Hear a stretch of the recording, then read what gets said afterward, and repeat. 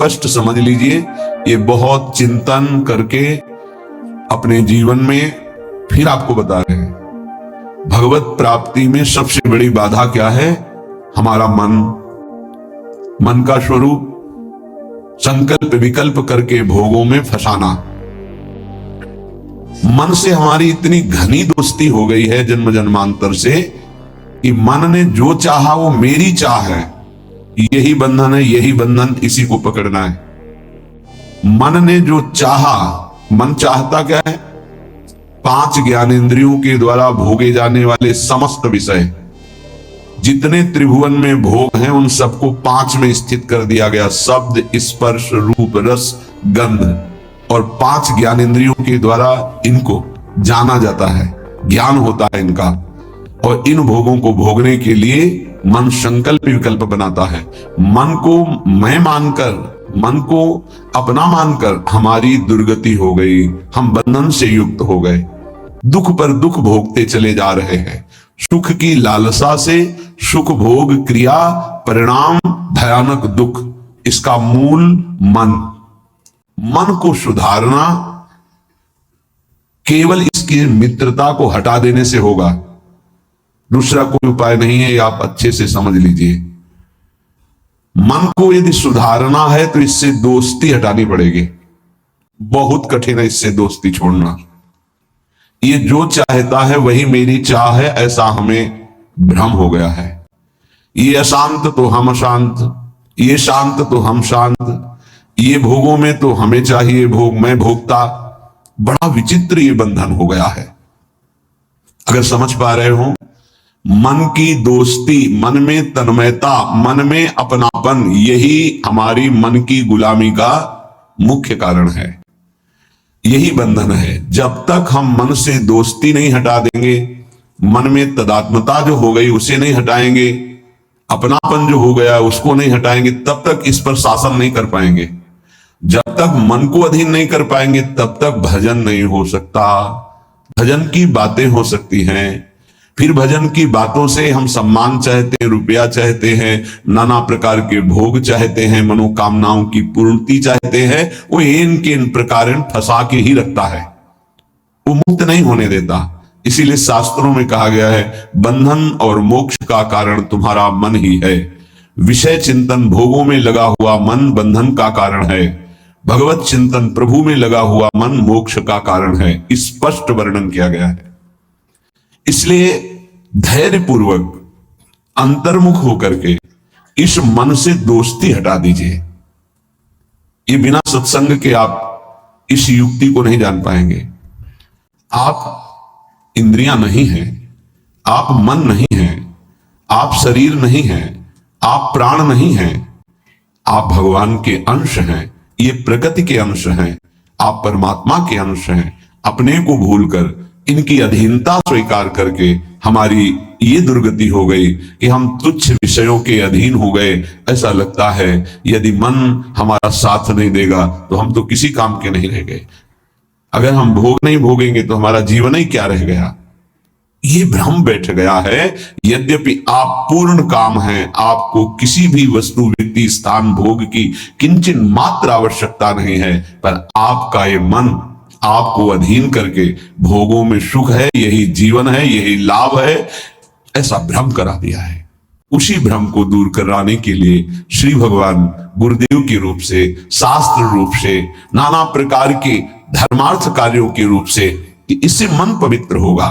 पवित्र मन निष्काम होता है, अपवित्र मन कामी होता है। जब तक मन पवित्र नहीं होगा तब तक प्रभु से प्रेम या प्रभु का तन्मयता पूर्वक भजन असंभव। निर्मल मन जन सो मोहि पावा। निर्मल मन, निर्मल मन प्रभु के नाम, प्रभु के धाम, प्रभु की लीला, प्रभु के रूप, इन्हीं से निर्मल होता है। संसार का नाम, संसार का रूप, संसार की जो त्रिगुणात्मका माया के द्वारा खेले जाना वाला खेल है, ये सब मलिन करने वाला है मन को, और हम इसी में लगाए हैं, इसीलिए हमारी दुर्दशा हो रही है। बिल्कुल सच्ची मानिए, ये हमारे इस समय शत्रु पक्ष का काम कर रहे हैं, मन और इंद्रियां। देखो, कई बार का ध्यान दीजिए, पैसा देके ये जानते हैं कि इसमें जो नाटक हो रहा है वो बिल्कुल झूठा है। आप जाते हैं, आप वहां 3 घंटे बैठते हैं, कोई मन को विक्षेप नहीं, कोई मन भागेगा नहीं कहीं, आराम से आपको 3 घंटे साथ देगा। लेकिन 30 मिनट माला उठाइए, देखिए फिर इसकी चाल कितना भागता है। तो शत्रु हुआ या मित्र, गलत कार्य के लिए पूरा तन्मयता होकर साथ देगा, भगवत कार्य के लिए एकदम खिलाफ हो जाएगा। तो इसकी चाल को नहीं समझ रहे। हमारा मन हमारा दुश्मन है इस समय। इससे हमारी मित्रता का मतलब है बंधन, मित्रता का मतलब है सर्वनाश। बहुत बहुत सावधानी की जरूरत है। ये मन 5 मिनट ऐसी चेष्टा करा देगा, आजीवन कारावास।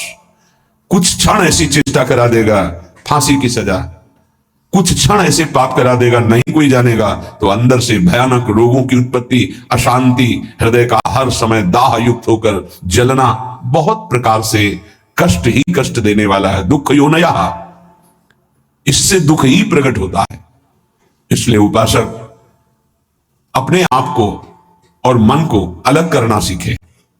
मन की मांग जो सही है वो पास कर दीजिए, जो गलत है उसको ना कर दीजिए, और बहुत जोर से ना कीजिए। नहीं नहीं नहीं, 1000 बार वो आपके सामने पेश करेगा, बड़ा सुख मिलेगा। नहीं, पर हम अंदर से कहीं ना कहीं टूट चुके हैं, हार चुके हैं। तो हमें लगता है कि यदि हम मन का साथ नहीं देंगे तो हाँ, ये हमको जलाएगा, ये हमको परेशान करेगा, और वो मैं सह नहीं सकता। इसी से हम मुक्त नहीं हो पा रहे, इसी से हम परमानंद में नहीं डूब पा रहे। यही कमजोरी है, इसको अच्छे से समझिएगा। मन से एक बार युद्ध करना पड़ेगा। यदि इतना सत्संग के द्वारा हम विवेक प्राप्त कर ले कि ये मैं नहीं हूं, मन ये मेरा नहीं है, मन प्रकृति का अंश है, बस फिर तो आप लड़ सकते हैं। और जब मेरा मन, तो आपकी सामर्थ्य नहीं कि ना बोल सकें। जबान से ना बोलेंगे, कदम वहीं चलेंगे जिधर मन ले जाएगा। ये बड़ा सूक्ष्म विषय, इसको समझ लीजिए। सब का सब पूरा अध्यात्म इसी बात पर टिका हुआ है। अगर मन निर्मल तो भगवत साक्षात्कार, मन निर्मल तो स्वरूप स्थित, मन मलिन तो दुर्गति। सारी साधना का फल मन को शांत कर लेना, निर्मल कर लेना, मन को अपने शासन में ले आना। पर ये तभी होगा जब इससे दोस्ती हटाए। यहां दोस्ती क्या, मन की मांग मतलब मेरी मांग, मेरी मांग मतलब अब पूर्ण ही होना चाहिए, कुछ भी हो। इसी से पापाचरण बनते हैं और मन मलिन हो जाता है, हम और मन के अधीन हो जाते हैं। वो हमें और ऐसी स्थिति ले आता है कि मेरे से कहां भजन साधन, और पूरा जीवन व्यर्थ हो जाता है। श्रीपाद प्रबोधानंद जी महाराज कहते हैं, जागर्ति दुंदभिरवः परमोत्र, राधा वृंदावने वनो इति प्रकटः पुराणे। पुराणे तस्या विधेयमसमूर्ध महानुराग मूर्तेस् तदंगनमपोहे हरिम पश्ये। हे भाई, मेरी बात सुनो और जाग जाओ। ये मोह निद्रा में तुम सो करके अपने जीवन को नष्ट कर रहे हो। क्या सोना है? ये मेरी पत्नी, मेरा पुत्र, मेरा मकान, मेरी संपत्ति, और इतना एकत्रित कर लिया है, अब और आगे इतना एकत्रित करूंगा, ये भोग लिया है, आगे ये भोग लूंगा, ऐसा ऐसा। ये स्वप्न चल रहा है। मोह निशा सब सोवनिहारा, देखें स्वप्न अनेक प्रकारा।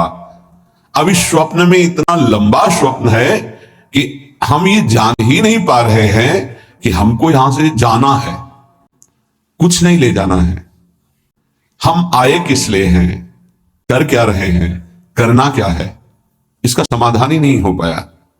बस चलता जा रहा है। दूसरे को दाह संस्कार करके सौकाता है, समझाता है दूसरों को, खुद नहीं समझता कि यही दशा मेरे शरीर की होने वाली है। फिर इसके बाद कोई नवीन शरीर मिलेगा जिसमें हम साधना नहीं कर सकते, जिसमें हम बंधन से मुक्त नहीं हो सकते। इसलिए जागो, प्रभु की प्राप्ति ही जगना है। जहां तुम्हारे हृदय में भाव आया कि मुझे इस जन्म में भगवत साक्षात्कार करना है, जीवन मुक्त होना है, जगना प्रारंभ हो गया। अगर ये चाह नहीं आई तो सो रहा है चाहे कोई भी हो, 18 पुराण कंठस्थ हो, चारों वेद कंठस्थ हो, लेकिन लक्ष्य भगवत प्राप्ति नहीं है तो सोया हुआ है। जगा हुआ पुरुष वही माना जाता है। मोह का नाश होकर ज्ञान का प्रादुर्भाव हो जाना। होय विवेक मोह भ्रम भागा, तब सब विषय विलास विरागा। जगा हुआ पुरुष जिसके हृदय में बात आ गई है, मुझे स्वरूप स्थित होना है, भगवत प्रेम प्राप्त करना है, भगवान से मिलना है, पक्का इस जन्म में मिलना है भगवान से, ये बात आ गई, वो जगा हुआ पुरुष है। तो ये बात जान लो कि भगवान कहां मिलेंगे।